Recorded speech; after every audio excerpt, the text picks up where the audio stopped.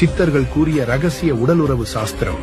பரத்வாஜர் மற்றும் வால்மீகி முதலிய மகான்களால் விதிக்கப்பட்ட உடலுறவு சாஸ்திரம் விலக்கான 3 நாட்களையும் தள்ளி 4ஆம் நாள் முதல் 16ஆம் நாள் வரை உடலுறவு கொண்டால்தான் குழந்தை உற்பத்தியாகும்.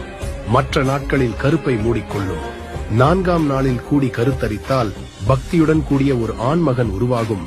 5ஆம் நாள் கூடினால் வேசித்தன்மையுள்ள அவதூறான பெண்மகள் உருவாகும். 6ஆம் நாள் கூடினால் ஆயுள் முழுவதும் வறுமையில் வாழும் ஆண்மகன் உருவாகும். 7ஆம் நாள் கூடினால் தன் கணவனுடனும் பிறருடனும் வாழும் ஒரு பெண்மகள் உருவாகும்.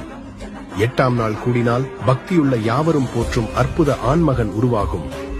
9ஆம் நாள் கூடினால் கற்புக்கரசியாய் பக்தியுள்ளவளாய் பூரண ஆயுளோடு கூடிய பெண்மகள் உருவாகும். 10ஆம் நாள் கூடினால் அளவற்ற செல்வந்தனாகி பூரண ஆயுளுடன் கூடிய மகன் உருவாகும். 11ஆம் நாள் கூடினால் மகா பதிவிரதை உலகறிந்த உபகாரியான அழகுடைய பெண்மகள் உருவாகும். 12ஆம் நாள் கூடினால் சன்மார்க்க சாதனையாளனாக உலகம் புகழும் ஆண்மகன் உருவாகும். 13ஆம் நாள் கூடினால் ஆடல் பாடல்களில் வல்லவனாய் பூரண ஆயுளுடன் வாழும் பெண்மகள் உருவாகும். 14ஆம் நாள் கூடினால் தர்ம சிந்தை அதிகாரம் செய்யும் அற்புத புகழுடன் வாழும் ஆண்மகன் உருவாகும். 15ஆம் நாள் கூடினால் 32 லட்சணங்களுடன் அநேக குழந்தைகளுடன் அரச பத்தினியாய் வாழும் பெண்மகள் உருவாகும்.